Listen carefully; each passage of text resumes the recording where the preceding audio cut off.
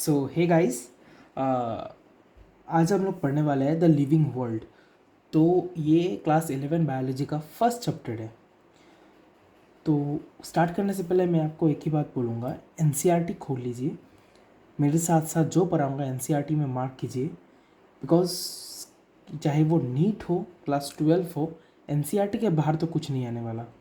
इससे बाहर जाओगे तो पछताओगे, ये समझ लो। सिंपल सा बात, एनसीईआरटी पढ़ो, खुश रहोगे जीवन में, सदा खुश रहोगे।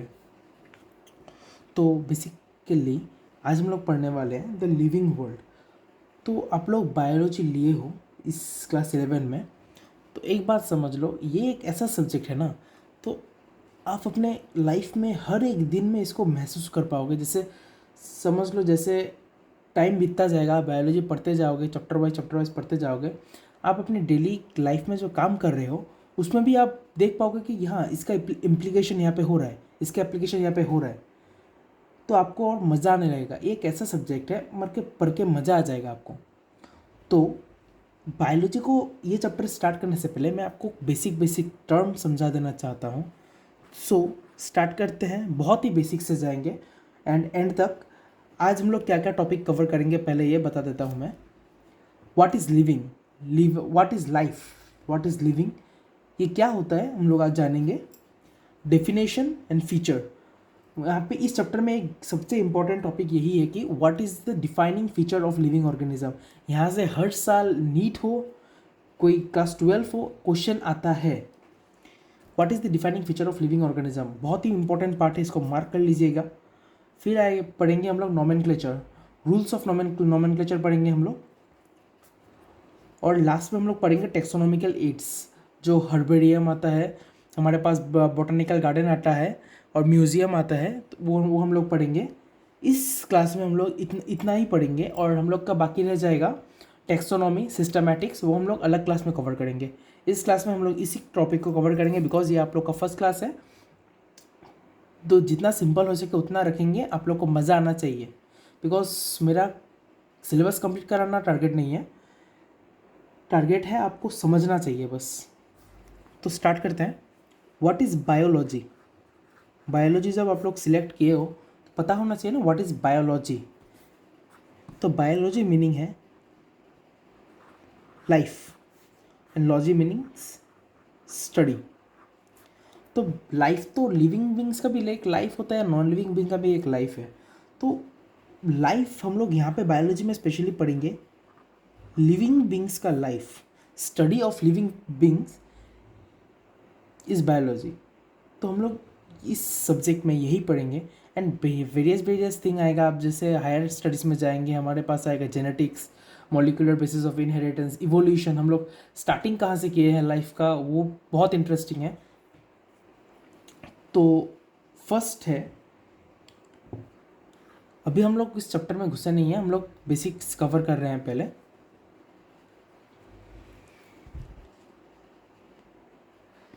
आई होप दैट आपको पता होगा what is big bang theory.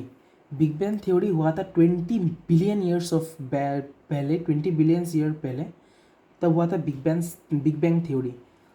उसके बाद 4 बिलियन अर्थ फॉर्म हुआ था and 3 billion year back macromolecule form हुआ था एंड 2 बिलियन ईयर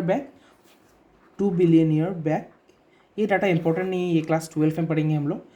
मैं बस एक बेसिक आइडिया दे रहा हूँ, उस पर ज़्यादा ध्यान मत दो। 2 बिलियन ईयर बैक आया सेल। एंड बायोलॉजी में सब हम लोग एक लाइफ का स्टार्टिंग जो पॉइंट है सेल है। सेल से सब कुछ स्टार्ट होगा। जैसे सेल से बनेगा टिश्यू, टिश्यू से बनेगा ऑर्गन, ऑर्गन से बनेगा ऑर्गन सिस्टम। ओके, तो हमारे पास दो कैटेगरी का ऑर्गेनिजम्स है, एक यूनिसेलुलर और एक है मल्टी सेलुलर। तो ये दो क्या है हम लोग अभी ये जानेंगे। मल्टी सेलुलर ऑर्गेनिज्म में जैसे हम लोग गिर जाते हैं, ह्यूमन बींग्स,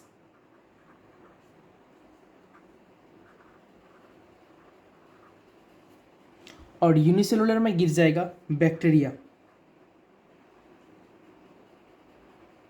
एमोइबा।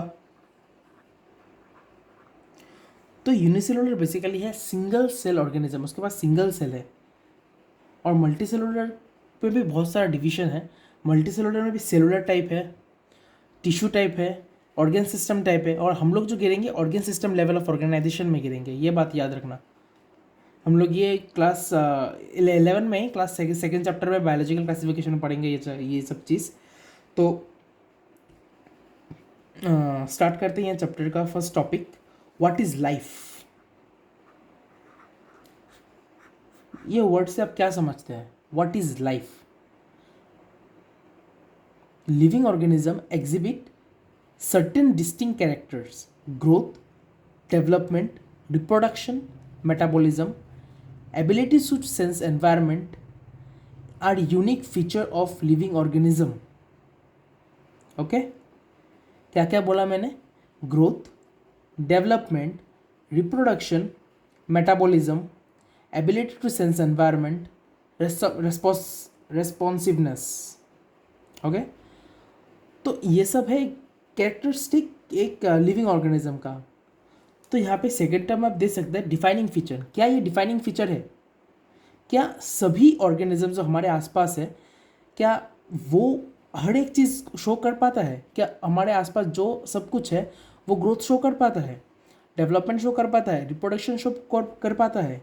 ये हम लोग को ध्यान देना है। अभी हम लोग एक एक करके ये देखेंगे। पहले हम लोग जाएंगे ग्रोथ पे। एक बात बोल दूँ, मैं अभी बस आप समझने पे ज़्यादा फोकस कर रहा हूँ।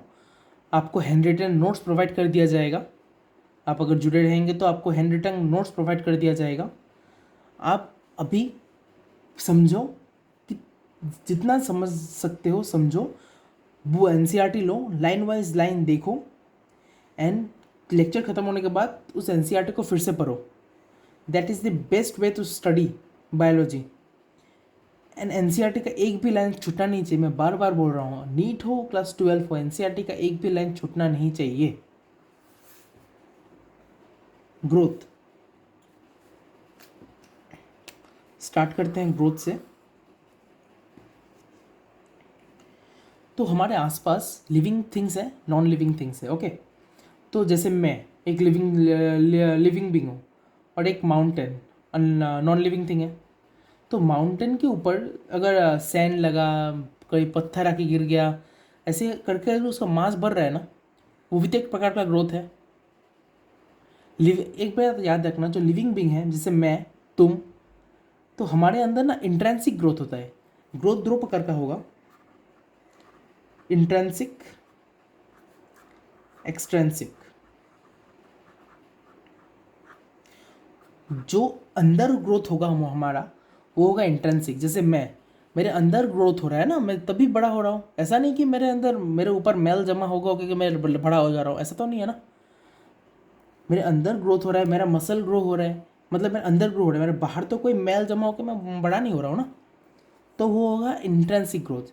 और एक्सट्रेंसिक ग्रोथ का एग्जांपल क्या होगा हमारे पास? जैसे माउंटेन के ऊपर सैंड आ जाएगा, रॉक आ जाएगा, वो हो जाएगा हम लोग हमारे पास एक्सट्रेंसिक ग्रोथ। एंड और एक टाइप है determinate growth and indeterminate growth. और एक टाइप है, लिखिए, डिटर्मिनेट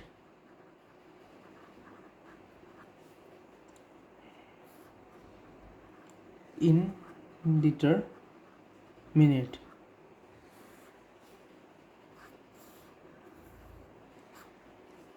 अगर ग्रोथ का एक पर्टिकुलर डायरेक्शन है, मतलब एक पर्टिकुलर डायरेक्शन है, उसको हम लोग बोलेंगे डिटर्मिनेट ग्रोथ। और एक इनडिटर्मिनेट ग्रोथ क्या है? इनडिटर्मिनेट ऐसा है, मतलब कोई पर्टिकुलर डायरेक्शन नहीं है, वो ग्रो हो रहा है। जैसे मेरे पास जब मैं बड़ा होते जाऊंगा, एक डिटर्मिनेट ग्रोथ है ना मेरे पास, मैं एक पर्टिकुलर टाइप में ही ग्रो होऊंगा। ऐसा नहीं मेरा हाथ यहाँ से निकल जाएगा, पैर वहाँ से निकल जाएगा, ऐसा तो नहीं है ना। वो हो जाएगा डिटर्मिनेट ग्रोथ। आपको ये पार्ट पे ज़्यादा फोकस करना है, इस इंट्रेंसिक एंड एक्सटेंसिव ग्रोथ में ज़्यादा फोकस करना है। मैं बार बार बोल दे रहा हूँ, मैं आपको ऐसा पढ़ाऊँगा, एनसीईआरटी तो कवर होगा, उसके साथ एक्स्ट्रा जो पॉइंट्स है वो भी कवर हो जाएगा। आपको टेंशन लेने का ज़रूरत नहीं है, मैं बार बार बोल रहा हूँ। ओके, डिटर्मिनेट ग्रोथ हो गया, इनडिटर्मिनेट ग्रोथ हो गया हमारे पास। अभी आ जाएगा हमारे पास जो प्लांट्स है, एक इम्पॉर्टेंट पॉइंट है ये, एमसीक्यू के रूप में आ सकते हैं आपके पास। जो प्लांट्स है हमारे पास, वो इनफाइनाइट ग्रोथ शो करता है। इनफाइनाइट ग्रोथ शो करता है मतलब वो लाइफ टाइम ग्रो होते रहता है। जैसे मेरा तो एक लिमिटेड ग्रोथ है ना, मैं तो एक पर्टिकुलर पॉइंट पे जाके थम जाऊंगा। मेरा ग्रोथ, मेरा हाइट अगर हुआ 5 इंच, मैं वहाँ तक जाके थम जाऊंगा। ऐसा नहीं कि मैं 10 इंच 12 इंच हर साल बढ़ते जाऊंगा 1-1 इंच, ऐसा तो नहीं है ना, आप बढ़ पाएंगे ऐसा। लेकिन प्लांट्स देखते रहना तो बढ़ते रहेगा, छोटा छोटा बढ़ते रहेगा, हर साल थोड़ा थोड़ा बढ़ते रहेगा। तो प्लांट्स के पास वो कैपेबिलिटी है। एनसीईआरटी में ये पॉइंट दिया हुआ है तो ये पॉइंट इंपॉर्टेंट हो जाता है, मैं बार बार बोल रहा हूँ। तो नेक्स्ट हमारे पास आ जाता है, हाँ एक पॉइंट छूट गया। तो ग्रोथ को क्या हम लोग डिफाइनिंग फीचर बोल सकते हैं कि नहीं? क्या ग्रोथ को डिफाइनिंग फीचर कंसिडर कर सकते हैं? आपको क्या लगता है? ऑफ कोर्स नॉट, क्योंकि यहाँ पे माउंटेन भी ग्रो हो रहा है और हम लोग भी ग्रो हो रहे हैं ना। तो अगर क्वेश्चन में, एक एनसीईआरटी में नहीं है, एक पार्ट लिख लीजिए। अगर क्वेश्चन में गिवन है intrinsic growth,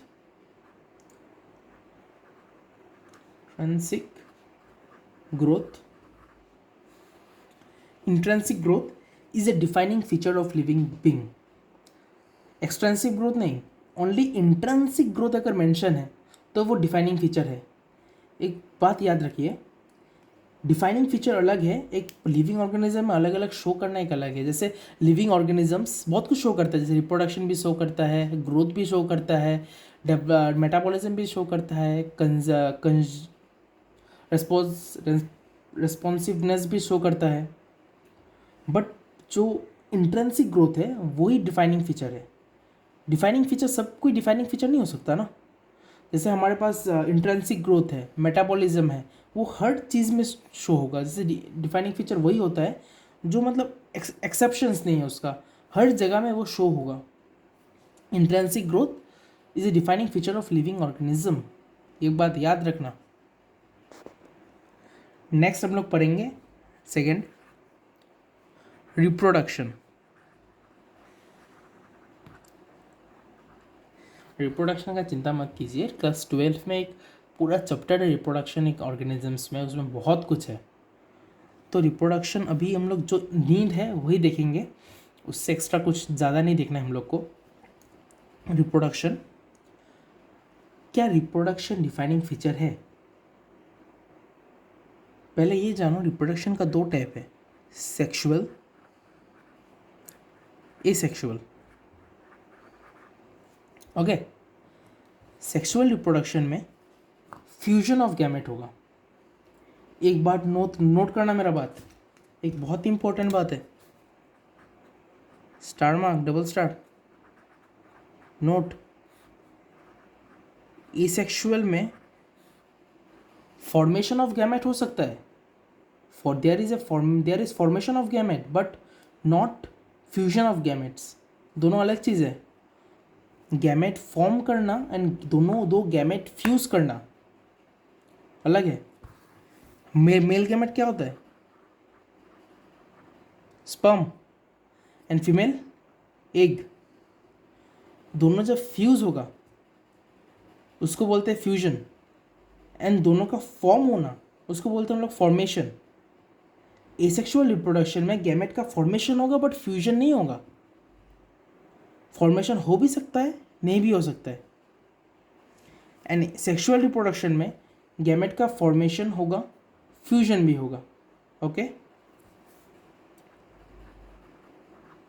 there might be formation of gamete.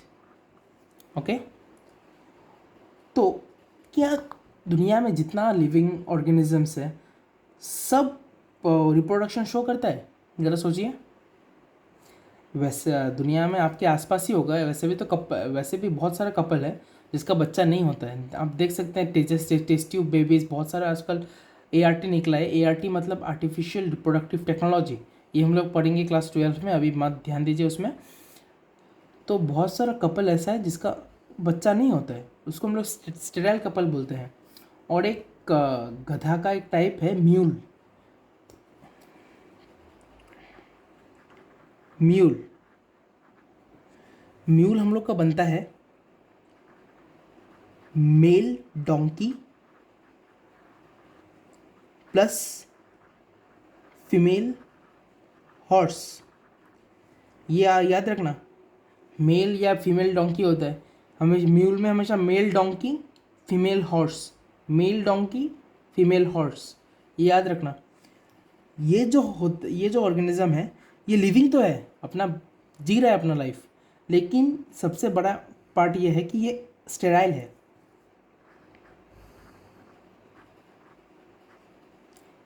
Sterile मतलब ये बच्चा पैदा नहीं कर सकता, अपने अपने जनरेशन को आगे नहीं बढ़ा सकता है, ये ऑर्गेनिज्म स्टेराइल है। सो हनी बी का भी एक ऑर्गेनिज्म है जो स्टेराइल होता है, वो पार्थेनोजेनेसिस से फॉर्म होता है। वो हम लोग आगे पढ़ेंगे क्लास 12 में। जो बता रहा हूँ सुनिए, पार्थेनोजेनेसिस से फॉर्म होता है। हनी बी का एक टाइप होता है, पार्थेनोजेनेसिस से फॉर्म होता है, वो भी बच्चा पैदा नहीं कर सकता, वो भी स्टेराइल भी होता है। हनी बी का एक नोट रखना, एक होता है क्वीन हनी बी, एक होता है ड्रोन, एक होता है स्टेराइल वर्कर्स। वो जो स्टेराइल वर्कर्स है वो बच्चा पैदा नहीं कर पाएगा, जो क्वीन है वही बस बच्चा पैदा कर पाएगा, वही फर्टिलाइजेशन कर पाएगा। बाकी जो स्टेराइल वर्कर्स है उसको हक नहीं है, ना वो फ्यूजन फर्टिलाइजेशन कर पाएगा, ना वो इंटीमेसी कर पाएगा, वो बच्चा पैदा नहीं कर पाएगा। ओके, सो ये सब को ध्यान में रखते हुए जो रिप्रोडक्शन है, रिप्रोडक्शन में एक defining feature of living organism नहीं बनता हमारे पास, ये भी डिफाइनिंग फीचर नहीं बनता, नॉट डिफाइनिंग। ओके, तो रिप्रोडक्शन एनसीईआरटी में रिप्रोडक्शन का पार्ट में कुछ पॉइंट दिया हुआ है, आप वो पॉइंट लिख लीजिए यहाँ पे। जो हमारे पास फंगाई है, फिलामेंटस एल्गी है,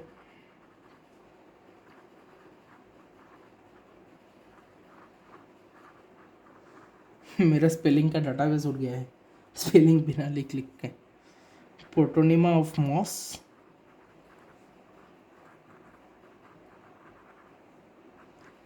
ये शो करेगा मल्टीप्लाई बाय फ्रेगमेंटेशन। ये बात नोट रखना, एक बॉक्स में डाल दूंगा मैं बस आपको ये समझा रहा हूँ, आप इसका टेंशन मत को कि ये नोट्स नहीं देने वाला है क्या। नोट्स मिल जाएगा आपको, हैंड रिटन एक अच्छा है, ऐसा नहीं, ऐसे जबड़ा नहीं, ये बस समझने के लिए है। आपको एक अच्छा नोट्स हैंड रिटन मिल जाएगा, उसका टेंशन मत कीजिए। Fungi, filamentous algae, protonema of मोस। ओके, ये पार्ट कवर डन हो गया। सो नेक्स्ट हम लोग पढ़ेंगे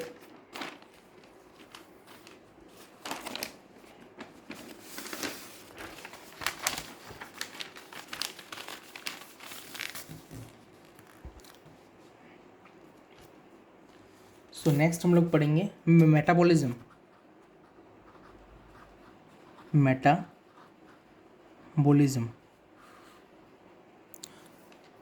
तो आपको मन में चल रहा होगा what is metabolism.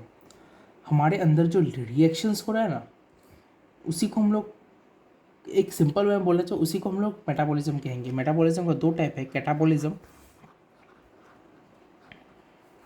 And anabolism. Catabolism मतलब कॉम्प्लेक्स को सिंपल में तोड़ना। ओके, जैसे ये बहुत बड़ा पेन लग रहा है मेरे को, लिख नहीं पा रहा हूँ मैं, इसको मिडिल से तोड़ दिया है मैं, हो गया सिंपल। मतलब कॉम्प्लेक्स को सिंपल में तोड़ना कैटाबॉलिज्म कहेंगे हम लोग। और एनाबॉलिज्म क्या हो जाएगा, जोड़ना, सिंपल को कॉम्प्लेक्स में बनाना। मैं यहाँ पे समझने के लिए लिख दे रहा हूँ, जोड़ना तोड़ना, सिंपल। कैटाबॉलिज्म तोड़ना, एनाबॉलिज्म जोड़ना। ओके, हमारे अंदर जो रिएक्शंस हो रहे हैं ना, एक इम्पॉर्टेंट बात है, एक लिविंग ऑर्गेनिजम्स के अंदर जो हर रिएक्शंस हो रहा है वो कैटलिस्ट की मदद से हो रहा है, लेकिन विदाउट कैटलिस्ट हमारे अंदर कोई रिएक्शंस हो ही नहीं सकता। एक इंटरेस्टिंग बात है एक। तो क्या मेटाबॉलिज्म को हम लोग डिफाइनिंग फीचर बोल सकते हैं कि नहीं? यस। तो हमारे पास पहला यस आ गया। Yes, metabolism is a defining feature without any exception। सबके अंदर, सब लिविंग ऑर्गेनिजम्स के अंदर मेटाबॉलिज्म होगा ही। विदाउट मेटाबॉलिज्म कोई भी लिविंग रिएक्शन हमारे अंदर नहीं हो सकता है। एक बात नोट कीजिए,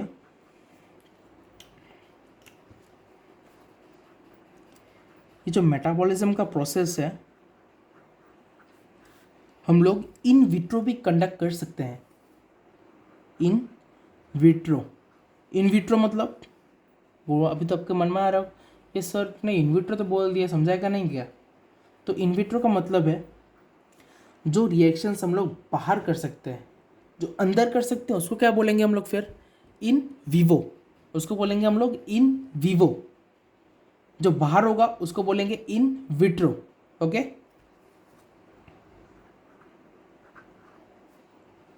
अंदर इन विट्रो, बॉडी के बाहर।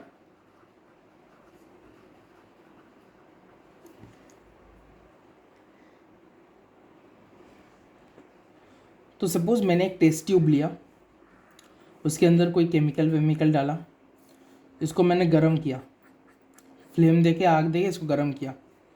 इसके अंदर तो रिएक्शंस हो रहा है, अभी रिएक्शन धुआं हुआ निकल रहा है। ये जो है हमारे पास वो लिविंग रिएक्शन तो है, but there is a big but, ये लिविंग ऑर्गेनिज्म नहीं है। लिविंग रिएक्शन तो है बट लिविंग ऑर्गेनिज्म नहीं है। Okay, isolated metabolic reactions are not living thing but living reaction. ये जो इन विट्रो हम लोग कंडक्ट कर रहे हैं ये रिएक्शन, ये लिविंग रिएक्शन है। लिविंग ऑर्गेनिजम्स व लिविंग बीइंग नहीं है, नॉट ए लिविंग बीइंग। ये बात नोट करना। तो नेक्स्ट कैटेगरी हमारे पास आता है, अभी ये कंप्लीट है। तो नेक्स्ट कैटेगरी अब हमारे पास आता है सेल्यूलर ऑर्गेनाइजेशन।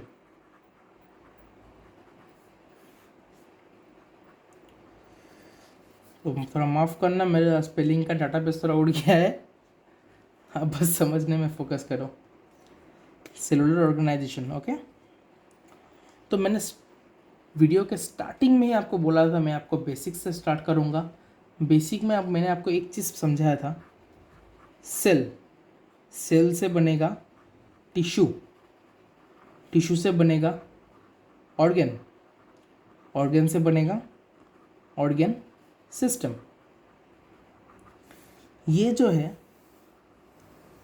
ये जो प्रोसेस है, सेल से टिश्यू बनेगा, टिश्यू से ऑर्गन बनेगा, ऑर्गन से ऑर्गन सिस्टम बनेगा, ये डिफाइनिंग फीचर है। Yes, this is a defining feature. ये एक डिफाइनिंग फीचर है लिविंग ऑर्गेनिज्म का, इसका एक्सेप्शंस है ही नहीं। ये एक डिफाइनिंग फीचर है पूरा लिविंग ऑर्गेनिजम्स का। ओके, इस इतना ही, बस इतना ही दिया है एनसीईआरटी में, that cellular organization is a defining feature of living organisms. Okay, next हमारे पास क्या आता है? नेक्स्ट हमारे पास क्या आता है? तो नेक्स्ट क्या आएगा हमारे पास? ये दिखेगा नहीं, सॉरी। नेक्स्ट क्या आएगा हमारे पास? कॉन्शियसनेस। कॉन्शियसनेस, मैंने ये चाबी लिया, मेरे को मारा, मेरे को दर्द हुआ, मैं सेंस कर पा रहा हूँ मेरे को चाबी लगा है, किसी ने मेरे को चाबी से मारा है। ये क्या है? कॉन्शियसनेस। मैंने किसी को यहाँ पे चटाक के थप्पड़ मारा, उसको लगेगा, उसको दर्द भी होगा, उससे आँख से आंसू भी आएगा। कॉन्शियसनेस है वो। जो एक्सटर्नल हमारे पास मतलब ये लग रहा है मेरे को, ये चाबी लग रहा है, मैंने उसको थप्पड़ मारा, उसको बोलेंगे हम लोग स्टिमुलाई। और जो वो रिएक्शन देगा उसको हम लोग बोलेंगे consciousness. All living organisms are consciousness, it is a defining feature. ये जो कॉन्शियसनेस है ये डिफाइनिंग फीचर है। इसके एक्सेप्शंस भी है कि मैं बोलूँगा आपको आगे। अब पहले इसमें फोकस करो। Yes, consciousness is defining feature. Okay, अब यहाँ पे एक टर्म आता है जो हम लोग हैं। जैसे मेरे को पता है कि मैं मोटा होते जा रहा हूँ, मेरे को पता है मैं पतला होना पड़ेगा मेरे को, वरना मैं ओवरवेट हो जाने से मेरे को प्रॉब्लम होगा। और किसी एक कन्या है यहाँ पे, सुंदर सी कन्या है, उसको पता है वो सुंदर है, उसको पता है कि मैं सुंदर हूँ, मैं परी हूँ। वो कॉन्शियसनेस है, वो कॉन्शियसनेस, वो सेल्फ कॉन्शियसनेस है। मैं मोटा होते जा रहा हूँ, ये मेरा सेल्फ कॉन्शियसनेस है। मेरे को चिंता है कि मैं मोटा होते जा रहा हूँ, मेरे को पतला होना पड़ेगा, ये मेरा सेल्फ कॉन्शियसनेस है। जो सेल्फ कॉन्शियसनेस है, खुद का चिंता, ओके सिंपल में बोलो तो खुद का चिंता। जो सेल्फ कॉन्शियसनेस है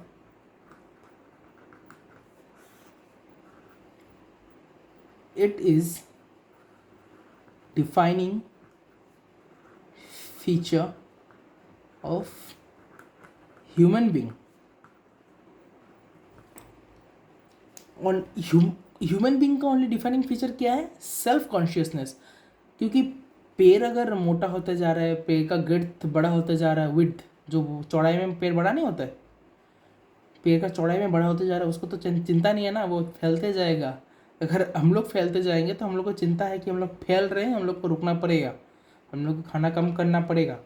ओके, ये हो जाएगा सेल्फ कॉन्शियसनेस। ये हमारे ह्यूमन के पास ही है। तो यहाँ पे एक टर्म आएगा जो कोमा का पेशेंट है, बहुत ही इंटरेस्टिंग है, नोट करना। ये जो कोमा का पेशेंट है वो डेड है कि लिविंग है, वहाँ पे एक टर्म आपके एनसीईआरटी में थर्ड पेज में होगा। ये थर्ड पेज के ये साइड में, नीचे वाला पैरा में होगा। तो यहाँ पे लिखा हुआ है कोमा का पेशेंट हम लोग क्या कंसिडर करेंगे, डेड और अलाइव। ये बात ध्यान रखना, जो कोमा का पेशेंट है वो सेल्फ कॉन्शियस नहीं है। उसको आप ऐसा मत करना, अगर आपको जाके उसको चाटा मार देंगे, ऐसा मत करना कभी। सपोज मैंने किया, कोई कोमा का पेशेंट, उसको मैंने चाटा मारा, वो उस पर रिएक्शन नहीं दे पाएगा। अगर मैंने आपको जाके चाटा मारा, आप मेरे को 2 चाटा मारेंगे। ओके, ये आप रिएक्ट कर रहे हैं उसमें, तो आप सेल्फ कॉन्शियसनेस हो। अगर मैं उस कोमा वाला पेशेंट में जाके मारूंगा, वो कॉन्शियसनेस नहीं है, वो सेल्फ कॉन्शियसनेस खो चुका है, अपना अपना बॉडी से कंट्रोल खो चुका है। उस कंडीशन को हम लोग बोलेंगे ब्रेन डेड। क्या बोलेंगे? Brain dead. वो सेल्फ कॉन्शियस नहीं है, लेकिन वो मरा भी नहीं है, उसको हम लोग अलाइव कंसिडर करेंगे, जिंदा कंसिडर करेंगे। एक जिंदा आदमी जो अपने ऊपर खुद का कंट्रोल खुद के पास नहीं है, कोई एक्सटर्नल वेंटिलेटर्स में के मदद से हम लोग उसको कंट्रोल कर रहे हैं। अगर वो वेंटिलेटर ऑफ कर दिया, उसी मोमेंट में वो ख़त्म, निपट जाएगा उसका ज़िंदगी वहीं पे, सही ना? तो कोमा का पेशेंट को हम लोग क्या कंसिडर करेंगे? अलाइव कंसिडर करेंगे, but they are not self consciousness. ये नोट करना, बात बहुत ही ज़्यादा इम्पोर्टेंट बात है। क्योंकि कोचिंग, बहुत सारा कोचिंग में एंड जो स्कूल कॉलेज है, ये बात नहीं पढ़ाता है वहाँ पे। आप ये ध्यान रखना, अगर आप कभी नीट का एग्ज़ाम में अपियर हो तो ये इम्पोर्टेंट हो जाता है इस पॉइंट ऑफ व्यू से। ओके, तो इस चैप्टर का फर्स्ट पार्ट हम लोग ने कवर कर चुका हूँ। हम लोग ये 2 टॉपिक जो स्टार्टिंग में दिखाया था आपको मैंने, ये 2 टॉपिक कवर हो चुका है, what is living and defining feature of living being. ये दोनों टॉपिक कवर हो चुका है। तो अभी हम लोग टॉपिक कवर करेंगे nomenclature, okay, and taxonomical age. तो चलिए करते हैं। तो चलिए अभी स्टार्ट करते हैं नेक्स्ट पार्ट, नोमेनक्लेचर का।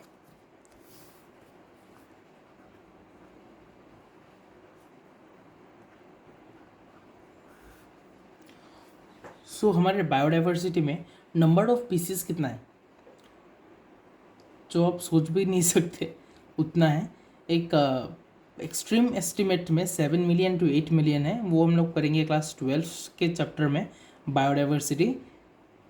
तो अभी इस चैप्टर में क्या दिया हुआ है, एक नंबर ऑफ स्पीसीज एस्टिमेटेड है 1.7 number of species 1.7 to 1.8 million. ये कोई परफेक्ट डाटा नहीं है, सब लोग अप्रॉक्स ही रखते हैं। तो इस चैप्टर में ये दिया हुआ है, तो आप इस चैप्टर के लिए यही याद रखना, 1.7 टू 1.8 मिलियन एक एस्टिमेटेड डाटा है नंबर ऑफ स्पीसीज का। सपोज मेरे क्लास में 5 स्टूडेंट है, पिंटू, रिंटू, चिंटू, बिंटू। ओके, तो मेरे को इन चारों का नाम याद है, सिंपली याद है बस, चिंटू, मिंटू, बिंटू, रिंटू। ओके, तो अगर मेरे क्लास में 2000-3000 स्टूडेंट हो गया तो मैं क्या सबका नाम याद रख पाऊँगा? इट्स नेक्स्ट टू इम्पॉसिबल ना। तो मेरे को क्या करना पड़ेगा, डिविजन करना पड़ेगा अलग अलग। किसी को 90% आया, किसी को 80% आया फर्स्ट टेस्ट में, किसी को 70% आया, चारों को डिवाइड करूँगा मैं। ओके, उस डिवीजन के फिर मैं याद रखूँगा इसको group A, group B, group C, group D, ऐसे करके डिवीजन कर करके याद रखूँगा ना। बिकॉज 3000 स्टूडेंट का नाम याद रखना तो नेक्स्ट टू इम्पॉसिबल हो जाएगा मेरे लिए क्या, किसी नॉर्मल इंसान के लिए एक नेक्स्ट टू इम्पॉसिबल, एक मतलब 3000 बंदे का नाम याद रखना। ओके, तो उसके लिए मेरे को क्लासीफाई करना पड़ेगा। तो सपोज मेरे पास ये घड़ी है, ये चेन है, मेरे को पता है मेरे को घड़ी लेना है, ये मैंने घड़ी लिया। तो मेरे पास तो अभी फ़िलहाल एक ही घड़ी है, मैंने घड़ी को आइडेंटिफाई किया कि ये घड़ी है। ओके, मेरे पास सपोज मेरे पास और एक घड़ी है, यहाँ पे 2-3 घड़ी है। एक है नॉर्मल कम नामी ब्रांड का जो ये है, और एक है रोलेक्स का, और एक है गुच्ची का। 3 मेरे पास घड़ी है। मैं क्लासीफाई कर पाऊँगा ये कम दामी घड़ी है, रोलेक्स वाला सबसे हाईएस्ट है, गुच्ची वाला सेकेंड हाईएस्ट है। ओके, मैं ये क्लासीफाई कर पाया ना, ये सबसे दामी, ये फिर कम दामी, फिर ये कम दामी, सबसे कम। तो इसको हम लोग क्या बोलेंगे, इस प्रोसेस को, मैंने घड़ी को आइडेंटिफाई किया, उस प्रोसेस को क्या बोलेंगे, आइडेंटिफिकेशन। ये जो मैंने क्लासीफाई किया, सबसे ज़्यादा दाम, फिर उसके नेक्स्ट सबसे कम दाम, उसको मैं बोलूँगा क्लासिफिकेशन। उस क्लासिफिकेशन करने के बाद मैं उस पर्टिकुलर को नाम दूंगा, उसको बोलेंगे नोमेनक्लेचर। ओके, उसके क्या बोलेंगे, नोमेनक्लेचर। तो हमारे बायोडाइवर्सिटी में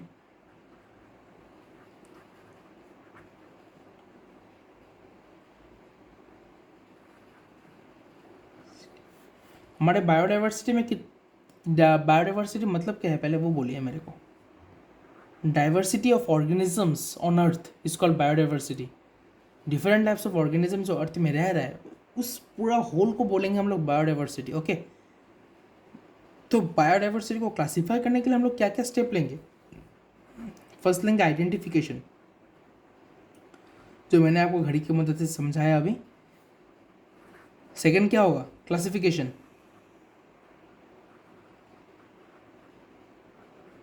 थर्ड क्या लेंगे, जल्दी बोलिए, मैंने क्या बोला था, नोमेनक्लेचर। किसी चीज़ का नामकरण करना, जब बच्चा होगा कितना दिन में, 6 दिन में, आई गेस 6 दिन में, कितना दिन में नामकरण होता है कि नहीं, बच्चे का नामकरण नहीं होता है ना। नहीं, ऐसा होता है कि बच्चा पैदा हो उसी दिन मैंने नाम फिक्स कर दिया। हाँ, कभी कभी कुछ सिनेरियो में हो जाता है, पहले से ज़्यादा भावनाओं में बह जाता है बहुत सारे लोग। बट रीति रिवाज के अंदर एक पर्टिकुलर टाइम पीरियड में रीति रसम वसम करके नाम डिसाइड होता है कि हाँ यही नाम है उसका। तो किसी चीज़ का नाम देना, उसको हम लोग बोलेंगे नोमेनक्लेचर। ओके, तो स्टार्टिंग में बहुत सारे साइंटिस्ट में बहुत सारा प्रोसीजर दिया, पॉलिनोमियल नोमेनक्लेचर, जो बहुत सारा लंबा लंबा नाम होता था। तो लास्ट में जाकर डिसाइड हुआ बाइनोमियल नोमेनक्लेचर। ध्यान देना, बहुत इंपॉर्टेंट टर्म है ये, binomial nomenclature.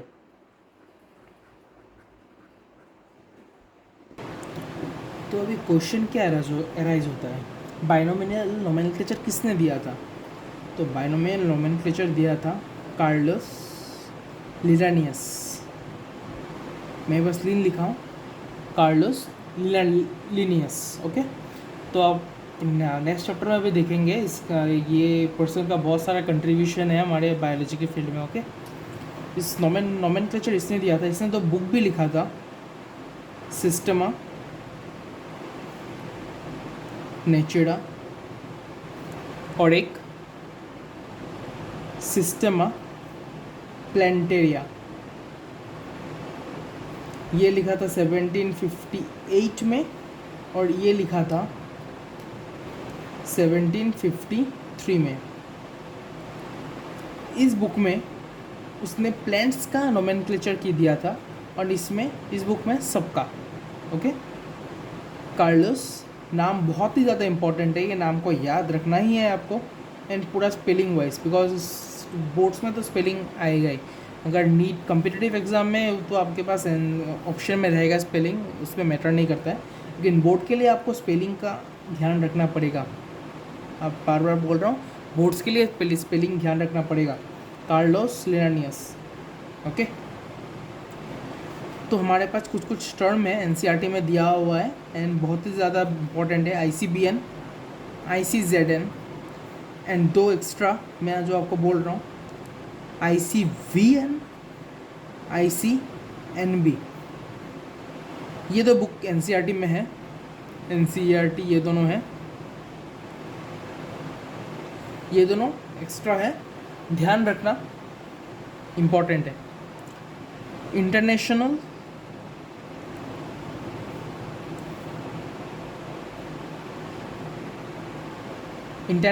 Code for botanical nomenclature,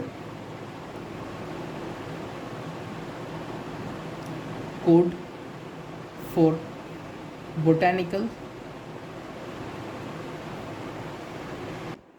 nomenclature. Next आ जाएगा international code for zoological nomenclature, जिकल नोमेनक्लेचर। नेक्स्ट आएगा हमारे पास international code for viral nomenclature.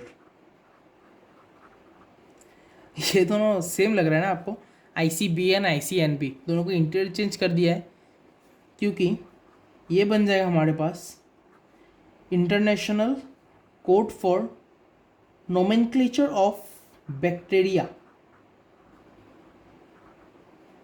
ये ध्यान रखना, रिपीट कीजिए, international code for botanical nomenclature, international code for zoological nomenclature, international code for viral nomenclature, and international code for nomenclature of bacteria. Okay, ये बहुत ही ज़्यादा इम्पॉर्टेंट पार्ट है, and ये सबका डेफिनेशंस के बारे में सोच रहे हो तो ये सब नोट्स में प्रोवाइड कर दिया जाएगा। मैंने ये तीनों का मतलब आपको समझा दिया है, अब आप इस वीडियो में बस समझने में फोकस कीजिए। एनसीईआरटी में डेफिनेशंस है, और मैं आपको हैंड रिटन डेफिनेशंस भी प्रोवाइड करूँगा, उसका टेंशन लेने का ज़रूरत नहीं है आपको। ओके, एंड हमारे पास बहुत सारा रूल्स है। ओके, जैसे कोई बच्चा हुआ, उस बच्चे का नामकरण करने के टाइम बहुत सारा रूल्स नहीं होता है, ये दीपक विपक जलाना होता है, वो सब रूल्स। वैसे भी बायोलॉजी के ऑर्गेनिजम्स को नाम देने में बहुत सारा रूल्स है, कुछ कुछ रूल्स बहुत ही ज़्यादा इंपॉर्टेंट, डायरेक्ट कभी कभी लिख देता है, write all the rules for nomenclature. Okay, direct question आ जाता है इससे। रूल्स आप बस सुनिए, अभी नोट्स आपको प्रोवाइड कर दिया जाएगा। फर्स्ट रूल्स क्या है, जो फर्स्ट नाम है उसको हम लोग बोलेंगे जेनस। जैसे मेरा नाम है भास्कर दास, मैं बस ये एग्जांपल दे रहा हूँ जस्ट, इसको हम लोग बोलेंगे जेनस, इसको हम लोग बोलेंगे स्पीसीज एपिथेट। क्या बोलेंगे, एक मिनट,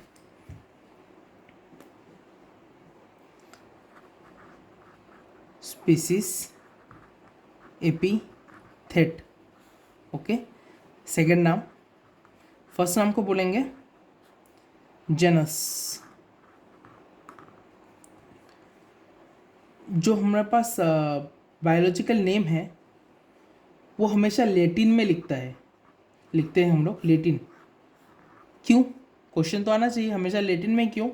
जो लेटिन है हमारे पास वो डेड लैंग्वेज है। डेड लैंग्वेज मतलब ये हर जगह पूरे वर्ल्ड में सेम रहेगा, इसमें कोई बदलाव नहीं आ जाएगा। सपोज मेरे यहाँ पे हमारे यहाँ पे मक्खी मक्खी तो समझते होंगे, मक्खी हाउस फ्लाई। मक्खी को हम लोग यहाँ पे बोलते हैं बंगाली में माछी, हिंदी में बोलते हैं मक्खी, इंग्लिश में बोलते हैं हाउस फ्लाई। अगर मैं सपोज़ मैं कल लंदन गया, लंदन जाके वहाँ पे मैंने बोला अपने यहाँ पे बहुत मच्छी है, माछी है, या फिर बोला यहाँ पे बहुत मक्खी है, क्या वो समझेगा? नहीं ना। सपोज़ मैं कोई मक्खी से एक्सपेरिमेंट ही कर रहा हूँ, मुझे कोई साइंटिस्ट से कांटेक्ट करना है, मैं उसको कॉल किया कि मिस्टर इस मक्खी में ये प्रॉब्लम आया, क्या वो समझेगा? सपोज़ मुझे इंग्लिश आता नहीं है, मैं गवार हूँ, उस साइंटिस्ट ने मेरे को कॉल किया, मेरे को बोला this is this house fly में ये प्रॉब्लम है, क्या मैं समझूंगा? अगर मेरे को इंग्लिश नहीं आया तो दैट पार्ट मैं कंसिडर कर रहा हूँ। उसके लिए हमारे पास जो एक नाम दिया जाता है, स्पेसिफिक नेम, हाउस फ्लाई के लिए मैं एक एग्जांपल दे रहा हूँ। हाउस फ्लाई के लिए हम लोग नाम देते हैं मुस्का डोमेस्टिका।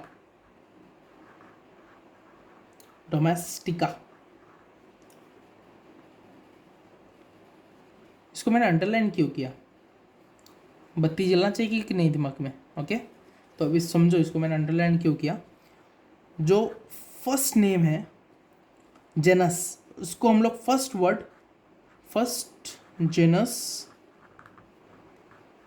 वर्ड कैपिटल में होना चाहिए। और एक नाम लीजिए मैंगीफेरा इंडिका। क्या ये सही है? ये जो मैंने नाम लिया क्या ये सही लिखा? ये नाम किसका है पहले वो बोलिए। मैंगो का क्या नाम है? Mangifera indica. क्या ये जो मैंने नाम लिखा वो सही है? नहीं बॉस, ध्यान दो, इसको मैंने अंडरलाइन नहीं किया है। जब हैंड रिटन हो तब उसको पर्टिकुलरली अंडरलाइन। अगर मैं ऐसा भी करता ना, एक साथ में अंडरलाइन कर दिया, ये रॉन्ग हो जाता, काट देता मेरा आंसर। इसको स्पेसिफिक मैंगीफेरा को अलग अंडरलाइन करना है, इंडिका को अलग अंडरलाइन करना है।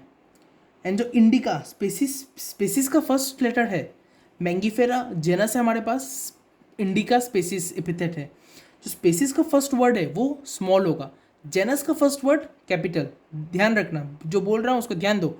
जेनस का फर्स्ट वर्ड कैपिटल, स्पेसिस का फर्स्ट वर्ड स्मॉल, और उसको पर्टिकुलर अलग अलग अंडरलाइन करना है हम लोगों को। ओके, ये पार्ट कवर हो गया। जो ये बाइनोमियल नोमेनक्लेचर है ये हमेशा इटैलिक्स में लिखा जाता है अगर प्रिंटेड है। Printed in italics. अगर हैंड रिटन है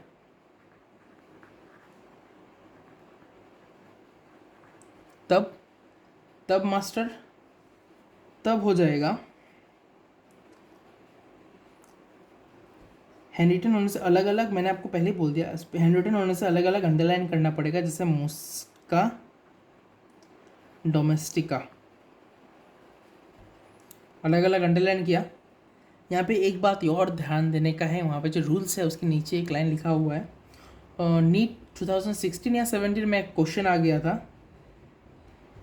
which of the following is correct? Mangifera indica Lin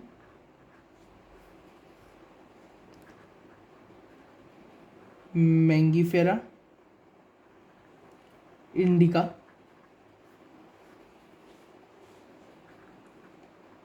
Mangifera indica, कौन सा करेक्ट है इसमें? ये लग रहा है ना, टिक मार देगा ना? गलत है, टैक्स -1 हो जाएगा, ऐसा मत करना। मैं ये नीट का बात बोल रहा हूँ। अगर क्लास 12 में भी ऐसा क्वेश्चन आ सकता है। ऑफ कोर्स आजकल MCQ भी आने लगा है बोर्ड्स में। तो मैंगीफेरा इंडिका ये वाला करेक्ट हो जाएगा, क्योंकि ये जो मैंगीफेरा इंडिका है ये नाम किसने दिया, मैंने बोला था बाइनोमियल नोमेनक्लेचर किसने दिया था हमको, कार्लस लिलानियस।